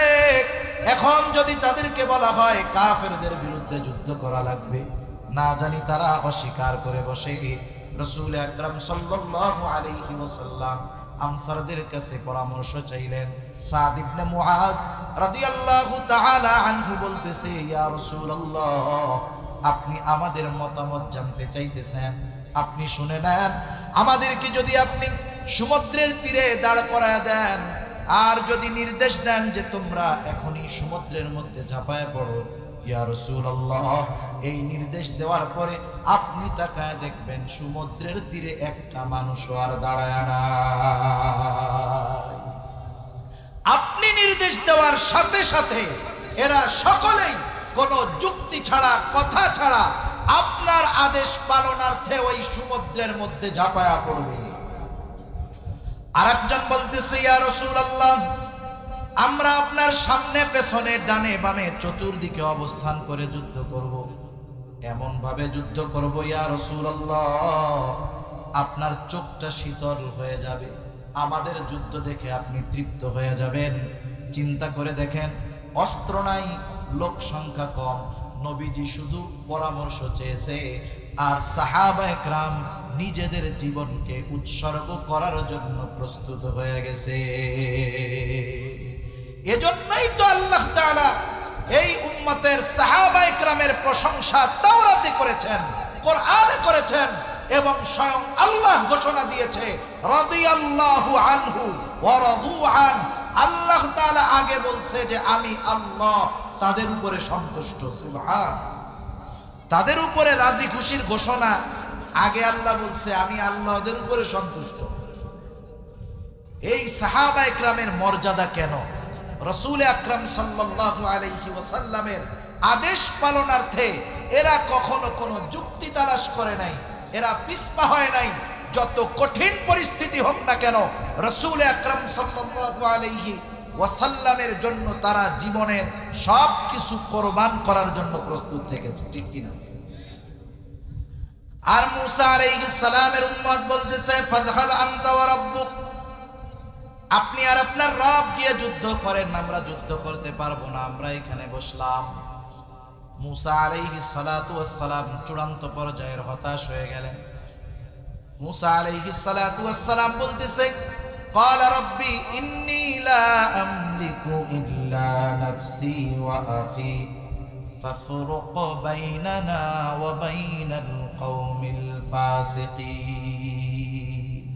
একজন নবী কতটা হতাশ হলে, কতটা দুঃখ পেলে, কতটা কষ্ট পেলে এ কথা বলতে পারে যে রব আমার উপরে আর আমার ভাইয়ের উপরে ছাড়া আর কারো উপরে আমার নিয়ন্ত্রণ নাই, এরা আমার কথা শোনে না, এরা আমার কথা মানে না, আপনি এদের সাথে আমাকে চূড়ান্ত ভাবে পৃথক করে দেন, আমি এদের সাথে আর থাকতে চাই না। একজন নবী তার উম্মতের আচরণে কতটা কষ্ট পেলে কথা বলে। আল্লাহ সুবহানাহু ওয়া তাআলা সৃষ্টি জগতের যত মাখলুক আছে, মাখলুকদের মধ্যে যত নবী রাসূল আছে, আল্লাহ সুবহানাহু ওয়া তাআলা মানুষের মধ্যে সবচাইতে বেশি সবর দান করেন নবীদের।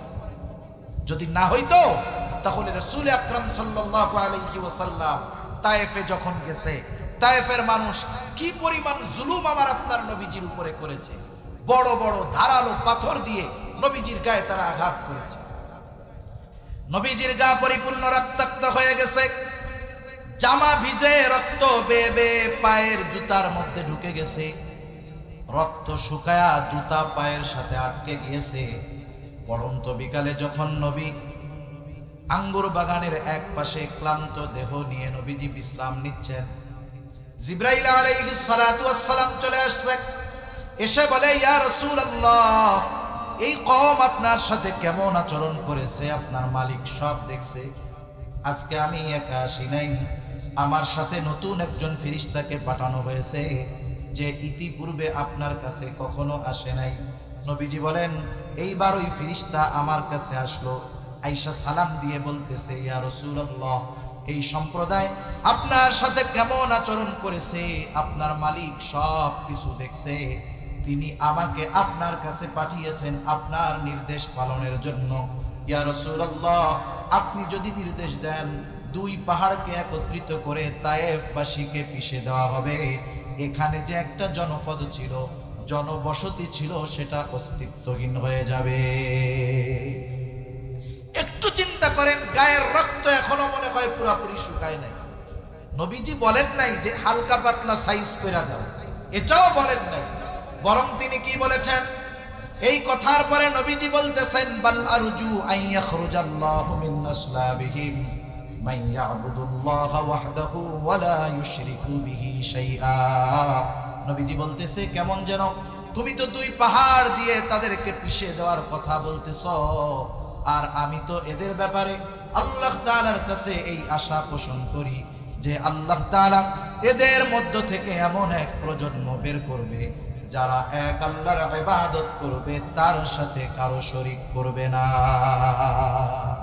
কতটুকু সবর থাকলে রাসূল আকরাম সাল্লাল্লাহু আলাইহি ওয়াসাল্লাম প্রতিশোধ নেওয়ার সুযোগ থাকার পরেও নেন নাই। চিন্তা করেন, নবীদেরকে আল্লাহ তাআলা এরকম সবরের গুণ দান করেন। মুসা আলাইহিস সালাম পর্যন্ত হতাশ, চূড়ান্ত পর্যায়ের হতাশ, বলতেছে ইয়া রাসূলুল্লাহ, আমার নিজের উপরে আর ভাইয়ের উপরে ছাড়া আর কারো উপরে নিয়ন্ত্রণ নাই, এরা অবাধ্য, আমার কথা শোনে না, আপনি এদের থেকে আমাকে পৃথক করে দেন। মুফাসসিরিনে কেরাম লেখেন এদের সাথে আমার সম্পর্ক চূড়ান্ত ভাবে আপনি নিষ্পত্তি করে দেন। আল্লাহ রাব্বুল আলামিন মুসা আলাইহিস সালাতু ওয়াস সালামকে জানায়া দিলেন ক্বালা ফা ইন্নাহা মুহাররামাতুন আলাইহিম 40 সানা ইয়াতিহুনা ফিল আরদি ফালা তা'সা আলাল কওমিল ফাসিকিন। আল্লাহ রাব্বুল আলামিন বলেন এই জমিন তাদের জন্য হারাম করে দেওয়া হলো, নিষিদ্ধ করে দেওয়া হলো 40 বছর। যেই নেয়ামতটা তারা সহজে পাওয়া যাইত, শুধুমাত্র অবাধ্যতার কারণে ওই নেয়ামত থেকে দীর্ঘকাল তারা বঞ্চিত থাকলো। তখন তারা অবস্থান করতেছিল তীর প্রান্তরে। আল্লাহ রব্বুল আলামিন ওই এক জায়গায় তাদেরকে 40 বছর আবদ্ধ করে রাখলেন। বনি ইসরাইলেরা বলতেছে, মূসা আমরা আর এই জায়গায় থাকবো না, আমাদের জেরুজালেমে যাওয়ার দরকার নেই, আমরা আবার মিশরে ফিরে যাব। এইবার তারা প্রতিদিন সকালবেলায় সদল বল নিয়ে মিশরের দিকে রওনা দিত। সারাদিন তারা পথ চলতো, পথ চলতে চলতে চলতে সন্ধ্যার সময় আইসা দেখতো সারাদিন পথ চলার পর যেখান থেকে সকালে হাঁটা শুরু করছে আবার সেই জায়গায় সেই হাজির। এভাবে চলছে কত বছর? 40 বছর। আল্লাহ তাআলা গোটা দিন ওদেরকে দিয়ে হাঁটাইছে। 40 বছর সারা দিন তারা হেঁটেছে। আল্লাহ সুবহানাহু ওয়া তাআলা এই তীর প্রান্তরে অবস্থানরত অবস্থায় সাইয়্যিদুনা মূসা আলাইহিস সালাম এবং তার ভাই হারুন আলাইহিস সালামকে দুনিয়া থেকে উঠায় নিয়ে গেলেন। এরপরে ওই প্রজন্মের পরের প্রজন্ম হযরত ইউশা ইবনে নুনের নেতৃত্বে পুনরায় যুদ্ধ করল। আমালিকা গোত্রকে পরাজিত করে ওই যে তাদের পিতৃপুরুষের ভূমি জেরুজালেমের কর্তৃত্ব তারা পুনরায় লাভ করলো। এভাবে চলছে দীর্ঘকাল, সুন্দরভাবে আরামের সাথে তারা অবস্থান করতেছে। সুলাইমান আলাইহিস সালাম আসলেন। এরপরে আল্লাহ সুবহানাহু ওয়া তাআলা গোটা দুনিয়ার বাদশাহী তাকে দান করলেন। বনি ইসরাইলদেরকে আরো আরেকবার সম্মানিত করলেন। এরপরে সুলাইমান আলাইহিস সালাম দুনিয়া থেকে যাবার পর আস্তে আস্তে আস্তে আস্তে তারা তাদের আগের অভ্যাস অবাধ্যতায় লিপ্ত হতে শুরু করলো। ওই সময় থেকে চলছে, বারবার তারা বিতাড়িত হয়েছে, আবার এসেছে। সর্বশেষ প্রথম শতাব্দীতে 70 খ্রিস্টাব্দের মাঝামাঝি সময় তাদেরকে চূড়ান্ত রূপে বাইতুল মুকাদ্দাস থেকে বের করে দেওয়া হয়েছে। ওই সময় তারা গোটা দুনিয়ার বিভিন্ন প্রান্তে প্রান্তে ছড়ায়া ছিটিয়ে পড়েছে। আফসোসের ব্যাপার হলো শিক্ষা হয় নাই। এই জাতি যেখানেই গিয়েছে সেখানের শান্তি তারা বিনষ্ট করেছে, বিশৃঙ্খলা সৃষ্টি করেছে। এজন্য আপনারা হয়তো ইদানিংকালে দেখেছেন হিটলারের একটা বক্তব্য ভাইরাল হয়েছে। ইতিহাস বলে যে হিটলার গ্যাস চেম্বারের মধ্যে 60 লক্ষ ইহুদিদেরকে সে নিধন করেছিল, হত্যা করেছিল। যদিও ঐতিহাসিকভাবে এই সংখ্যার ব্যাপারে অনেক মতানৈক্য আছে, এরপরেও যেটা প্রসিদ্ধ অনেক সময় বিশুদ্ধ হয় না। অনেক প্রসিদ্ধ জিনিস আছে, আসলে সেটা বিশুদ্ধ নয়। বিশুদ্ধ এক জিনিস, প্রসিদ্ধ আর এক জিনিস। এখন 60 লক্ষ ইহুদিকে সে হত্যা করছে। এখন হত্যার কারণ কি? তার বক্তব্যের মধ্যে সে এই কথাগুলোই বলেছে যে এরা যেখানে যায় সেখানে সমাজের মধ্যে শান্তি নষ্ট করে, বিশৃঙ্খলা সৃষ্টি করে, যার কারণে ওরা ওই এলাকা থেকে বিতাড়িত হয়, রিফিউজির মতো এক জায়গায় ঘুরে বেড়ায়।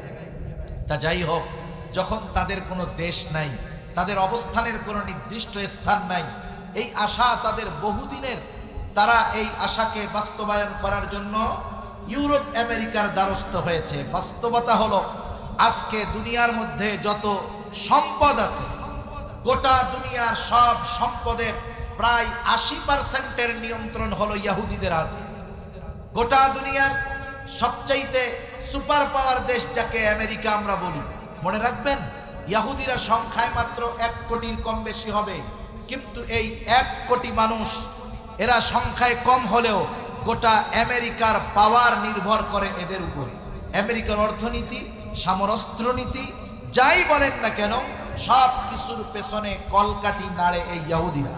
আজকে যে আমেরিকা যেই অস্ত্রের কারণে, পারমাণবিক বোমার কারণে সুপার পাওয়ারে ভূষিত হয়েছে, এই পারমাণবিক বোমের সূত্র পেয়েছে তারা একজন ইহুদির কাছ থেকে।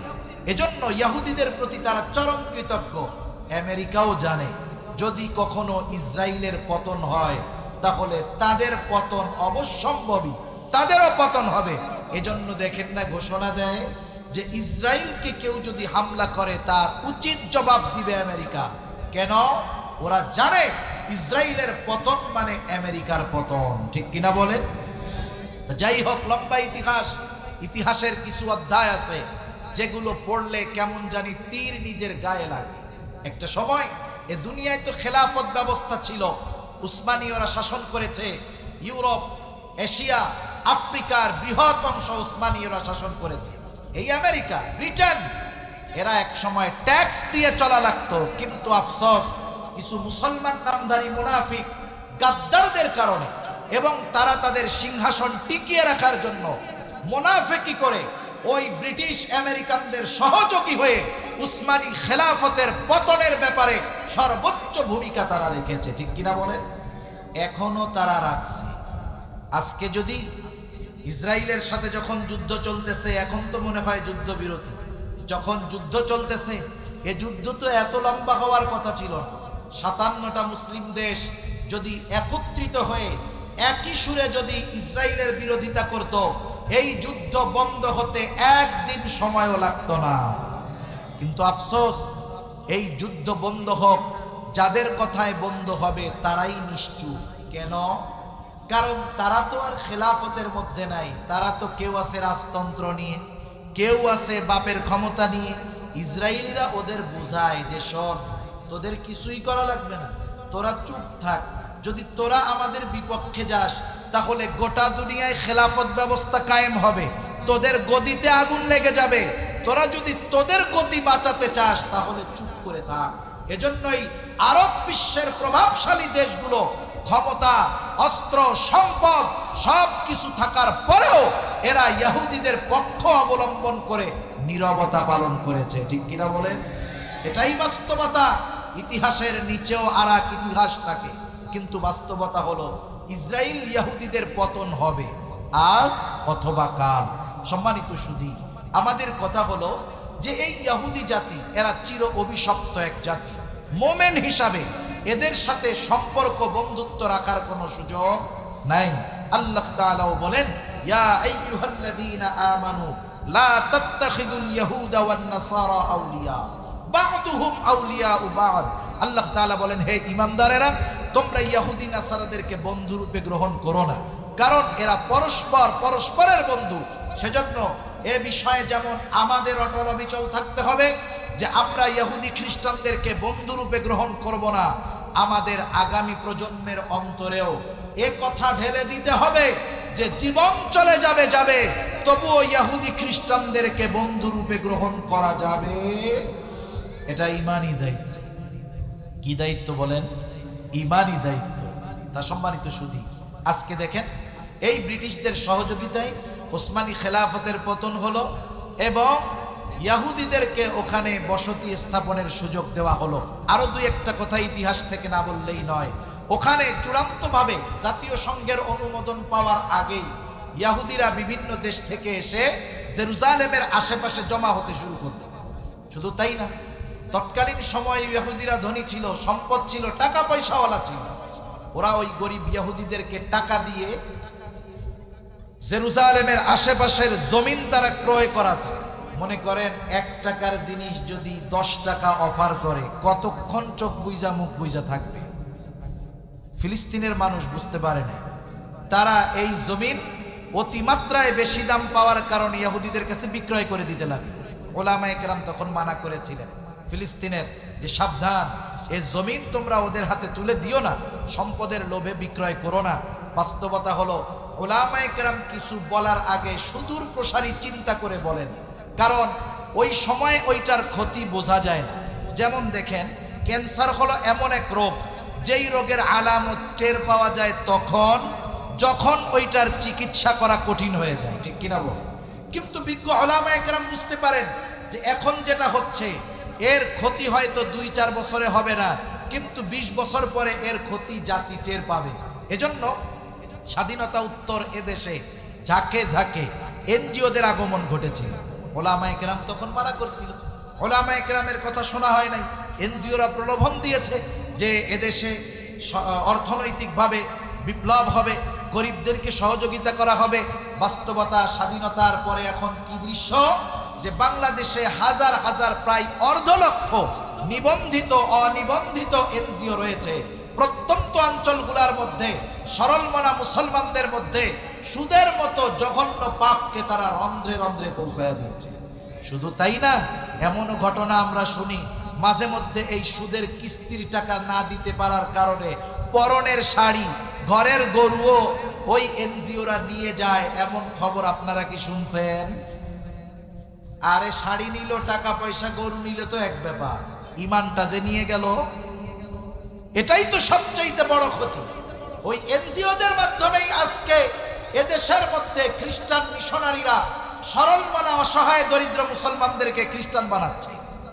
আপনি যদি একটু তলে হাত দেন, খোঁজ দেন, দেখবেন এরাই এদেশের খতমে নবুয়তকে অস্বীকারী কাদিয়ানীদেরকে সাপোর্ট দিয়ে খতমে নবুয়তের বিরুদ্ধাচরণ করে কাদিয়ানী সম্প্রদায়ের বিস্তার এরাই ঘটাচ্ছে, ঠিক কিনা বলেন?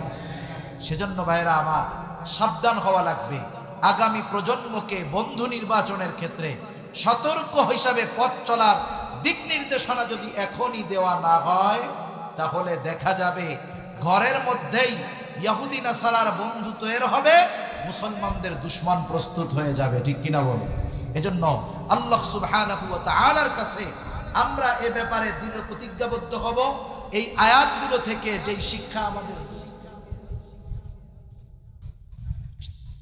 এই আয়াতগুলো থেকে যে শিক্ষণীয় বিষয়গুলো আমাদের আছে, এর মধ্যে অন্যতম বিষয় 1 নাম্বার, ওরা হলো চরম অকৃতজ্ঞ। ইহুদিরা কি বলেন? চরম অকৃতজ্ঞ।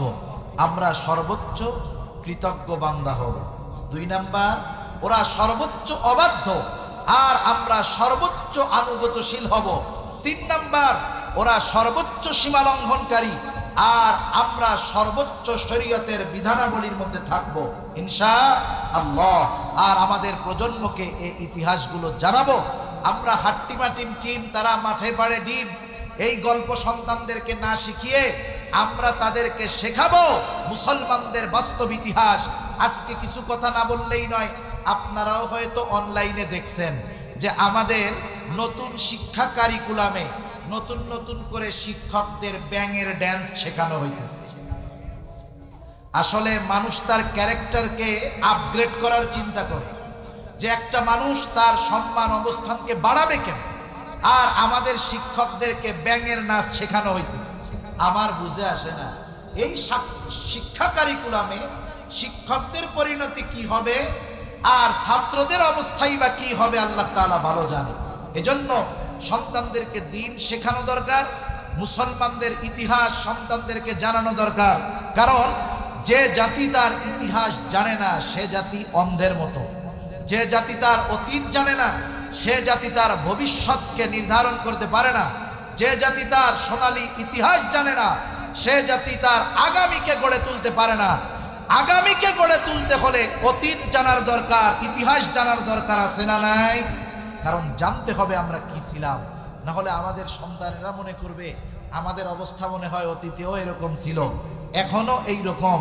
কিন্তু বাস্তবতা হলো যে মুসলমানদের সোনালী অতীত আজ থেকে 100 বছর আগেও এই গোটা দুনিয়ায় মুসলমানদের যেই প্রভাব ছিল, মাত্র 100 বছরের সাংস্কৃতিক অগ্রাসনে মুসলমানদের অবস্থা তলানিতে ঠেকে গেছে। এজন্য আমাদের সন্তানদেরকে সঠিক দ্বীন শিক্ষা দেওয়ার দরকার, সঠিক ইতিহাস শিক্ষা দেওয়ার দরকার। যদি সঠিক দ্বীন সঠিক ইতিহাস যদি শিক্ষা দেওয়া না হয়, তাহলে একটা জাতিকে ধ্বংস করার জন্য কামান বিমান অস্ত্র লাগে না। তাদের নীতি নৈতিকতা এবং দ্বীনকে ধ্বংস করার মাধ্যমে একটা জাতিকে একেবারে নিশ্চিহ্ন করে দেওয়া যায়, ঠিক কিনা বলুন? সেজন্য আমাদের আগামী প্রজন্মকে গড়ে তুলতে হবে সঠিক ইতিহাস জানানোর মাধ্যমে, এবং বন্ধু নির্বাচনের ক্ষেত্রে কাদেরকে তারা বন্ধু হিসাবে গ্রহণ করবে, কাদেরকে শত্রু হিসাবে নির্ধারিত করতে হবে, এই বিষয়গুলো সুন্দরভাবে আমাদের জানানো দরকার। সেজন্য আমরা ঘরে ইতিহাসের বই রাখবো, মুসলমানদের ইতিহাস পড়বো, সিরাতুন নবী নিজেরা পড়বো, আমাদের সন্তানদের পড়াবো। ইনশাআল্লাহ পড়ানো যাবে তো?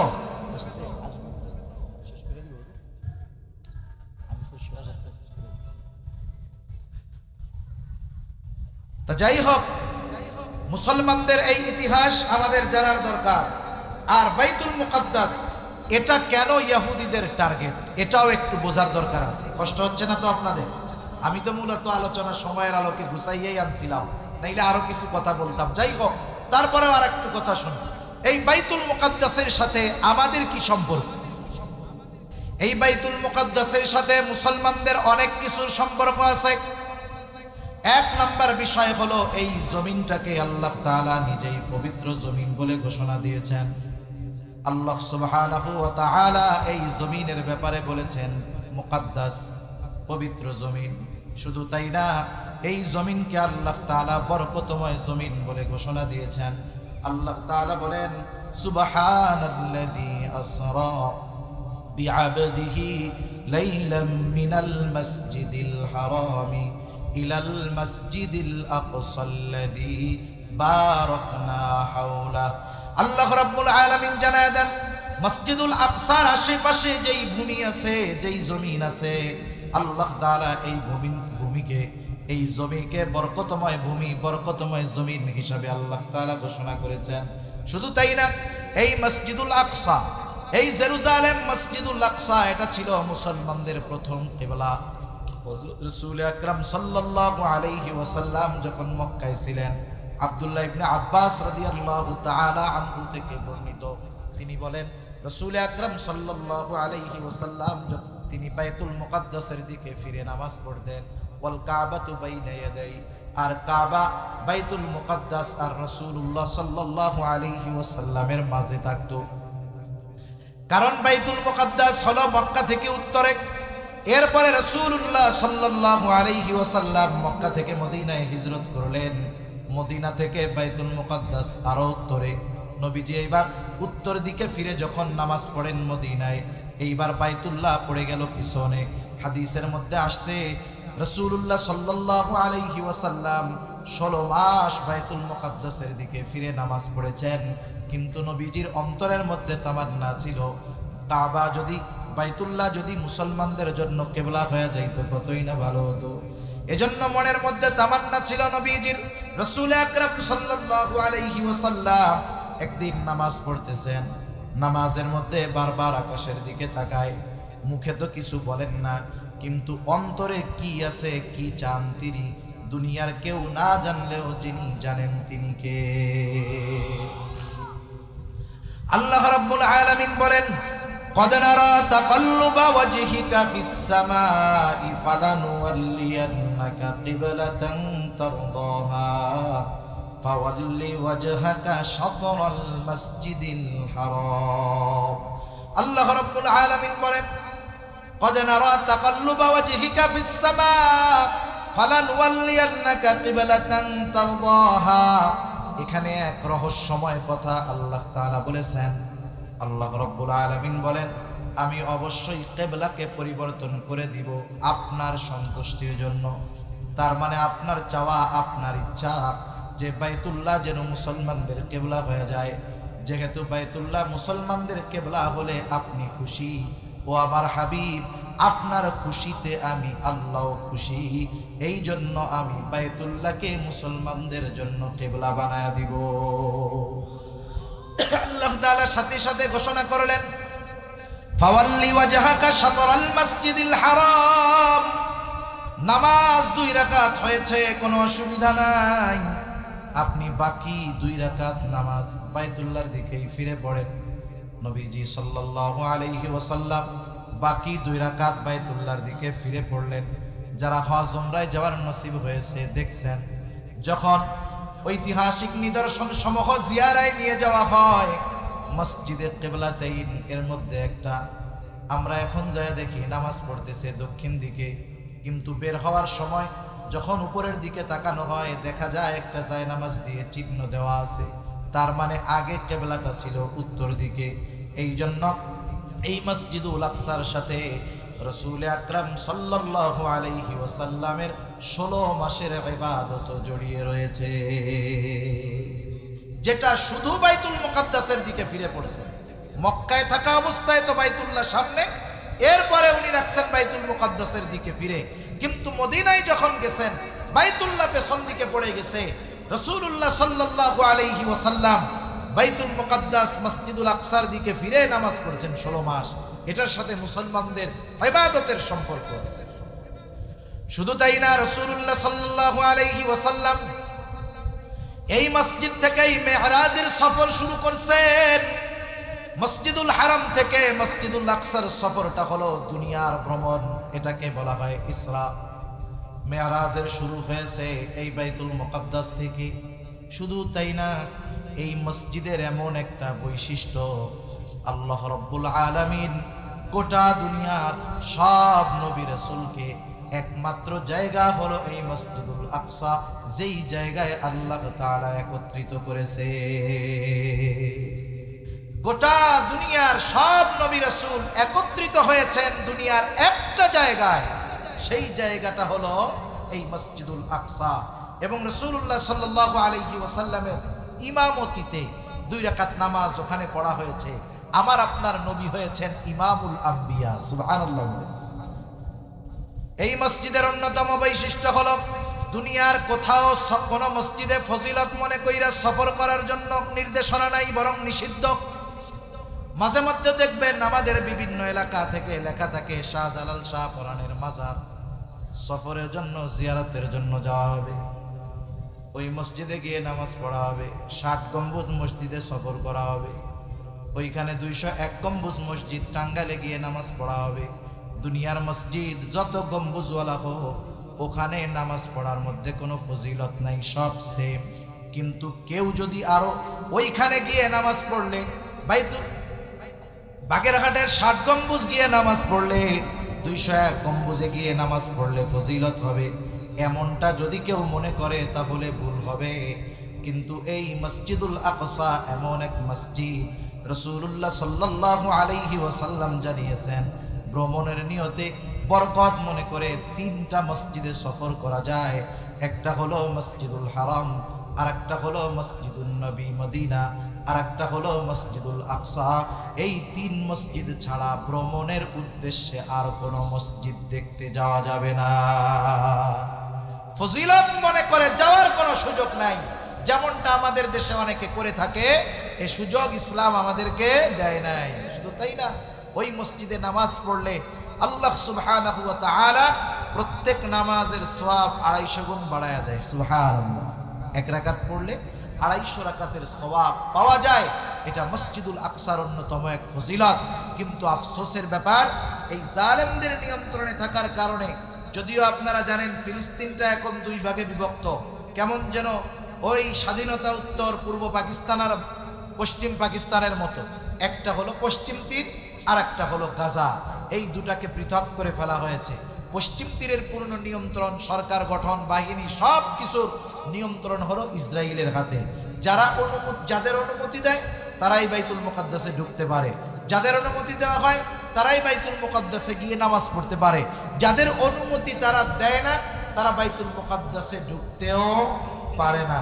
আমরা আল্লাহ তাআলার কাছে তো আশাবাদী, ইনশাআল্লাহ অচিরেই আল্লাহ তাআলা যদি চান, মসজিদুল হারাম, মসজিদুল আকসা, যাদের মসজিদুল নববীও যাদের সফর হয়েছে, ইনশাআল্লাহ এই তালিকায় অচিরেই আশা করি মসজিদুল আকসাও সংযুক্ত হবে ইনশাআল্লাহ।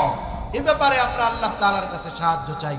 সাথে সাথে এই ভূমিতেই আল্লাহ তাআলা কিয়ামত সংগঠিত করবেন।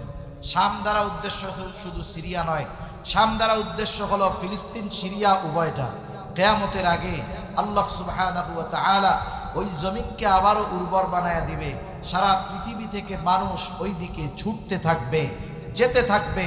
ওখানেই আল্লাহ তাআলা কিয়ামত সংগঠিত করবেন। এজন্য আমাদের ইতিহাসগুলো জানার দরকার।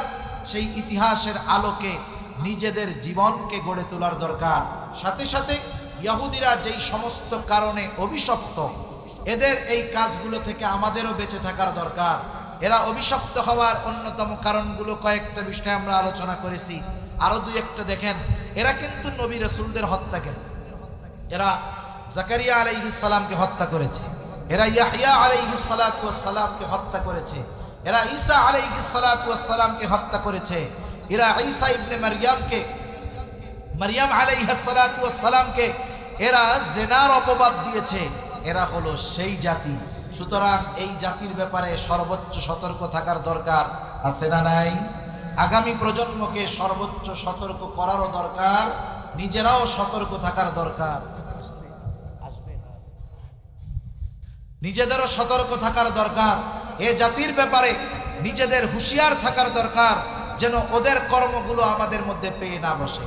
এখন মনে করেন যুদ্ধ চলতেছে, যখন হামাস তো যুদ্ধ করতেছে, কিন্তু একটা যুদ্ধ শুধু অস্ত্রের মাধ্যমেই সংগঠিত হয় তা নয়।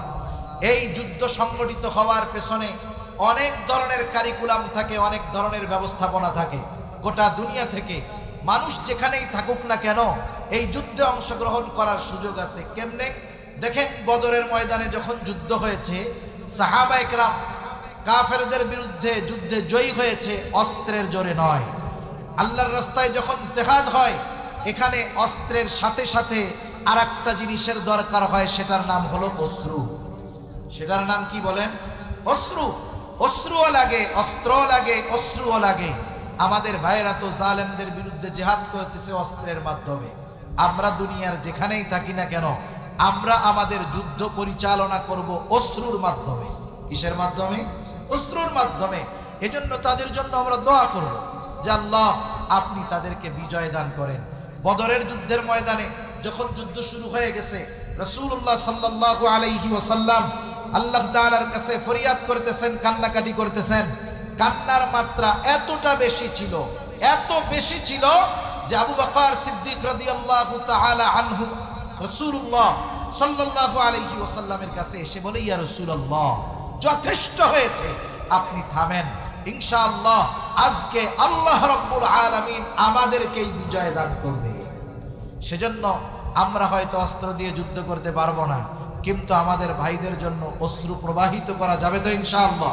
সাথে সাথে এই নিয়ত দৃঢ়ভাবে অন্তরের মধ্যে রাখবো, যদি কখনো ওই জালেমদের বিরুদ্ধে সশস্ত্র সংগ্রাম করার ব্যবস্থা হয়, যাওয়ার সুযোগ থাকে, আমরাও ইনশাআল্লাহ তাদের বিরুদ্ধে সশস্ত্র সংগ্রামে অংশগ্রহণ করব ইনশাআল্লাহ। সাথে সাথে আর একটা কাজ আমরা করব।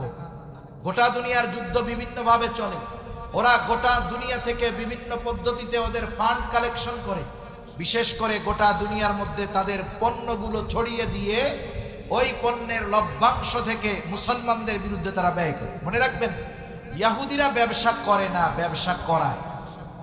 একটা হলো নিজে করা, আর একটা হলো করানো। নিজে করার জন্য যে মাথা দরকার, করানোর জন্য আরো বেশি বুদ্ধি দরকার। গোটা দুনিয়ার বড় বড় ব্যবসায়ী যারা, এরা ইহুদি, কিন্তু এরা ফেসে আসে না। না আসার কারণ কি? এরা যদি নিজেরা পরিচয় দেয় যে এই কোম্পানির মালিক আমি ইহুদি, একদিনেই ওদের ব্যবসায় ধস নেমে যাবে। এজন্য ওরা নিজেরা আন্ডারগ্রাউন্ডে থেকে, লোকচক্ষুর অন্তরালে থেকে অন্যদেরকে ফেস করে এই ব্যবসা পরিচালিত করায়। এবং আফসোসের বিষয়, গোটা দুনিয়ার যত ব্র্যান্ড আইটেমগুলো আছে সবগুলো কোনো না কোনোভাবে ইহুদিদের দ্বারা নিয়ন্ত্রিত। যত জিনিসগুলো সমাজে বিক্রয় হয় বেশি, এগুলো দেখা যায় তাদের নিয়ন্ত্রণাধীন। আর এগুলোর প্রচার প্রসার এত বেশি পরিমাণ হয় যে মানুষ ওইগুলো ছাড়া অন্যগুলো চিনেও না। যেমন আমাদের দেশে বিভিন্ন প্রোডাক্ট আছে, এগুলো আপনারা জানেন, কোকা কোলা, পেপসি। এই কোকা কোলা, পেপসি ব্র্যান্ডের যা আছে এগুলো সব ওদের। ম্যারিন্ডা, ফান্টা, আরো কি কি জানি আছে। এগুলো খাওয়ার দ্বারা এই ছোট্ট ছোট্ট পয়সা, বিন্দু বিন্দু জল থেকে সিন্ধু হয়। হয়তো আমার থেকে কয়েক পয়সা লাভ করে, কিন্তু ব্যাপকভাবে দৈনিক কোটি কোটি কোটি কোটি ডলার, কোটি কোটি টাকা তাদের ফান্ডে জমা হয়, যেখান থেকে তারা অস্ত্র ক্রয় করে মুসলমানদের বিরুদ্ধে তারা ব্যবহার করে। এজন্য তাদেরকে অর্থনৈতিকভাবে কাবু বানাতে হলে আমাদের এই প্রোডাক্টগুলো ত্যাগ করতে হবে। একটু যদি কষ্ট করে খোঁজ নেই, আমরা এর বিকল্পটা বাজারে পেয়ে যাব, বরং আরো নিশ্চিতভাবে ব্যবহার করতে পারবো। ওদের প্রোডাক্টের মধ্যে হারাম জিনিস সংমিশ্রণ থাকতে পারে, কিন্তু আমি যদি দেশি প্রোডাক্ট কিনি, আশা করা যায় ওই জিনিসগুলো এর মধ্যে সংমিশ্রণ থাকবে না, আমরাও বাঁচবো, মুসলমানদের জন্য কিছুটা সহযোগিতা করা হবে। সম্প্রতি সময়ে ফেসবুক বা বিভিন্ন জায়গায় আমরা দেখতেছি, দেখবেন ট্রাকে ট্রাকে করে বেচতেছে যে হাফ লিটার একটা কিনলে আর একটা ফ্রি, 50% ছাড়। আবার আজকে এক জায়গায় দেখলাম কোকা কোলার লেভেল পরিবর্তন করে বাজারে আবার আনার চিন্তা করতেছে, কারণ মার্কাটা তো চেনা হয়ে গেছে। এখন যদি লেভেল পরিবর্তন করা হয় তাহলে তো ধরতে পারবে না, সরল মনা মুসলমান আবার কিনবে। সেজন্য আমরা বাজারে গিয়ে একটু যাচাই বাছাই করে কিনবো তো ইনশাআল্লাহ।